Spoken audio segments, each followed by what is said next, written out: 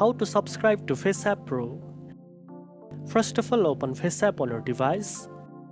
Next, tap on the Pro option, usually found at the top right corner of the home screen. You will see subscription plans like yearly or monthly. Choose the plan that fits your best. Tap on your preferred subscription option and hit continue. Now follow the on-screen instructions to complete the payment through your Google Play Store.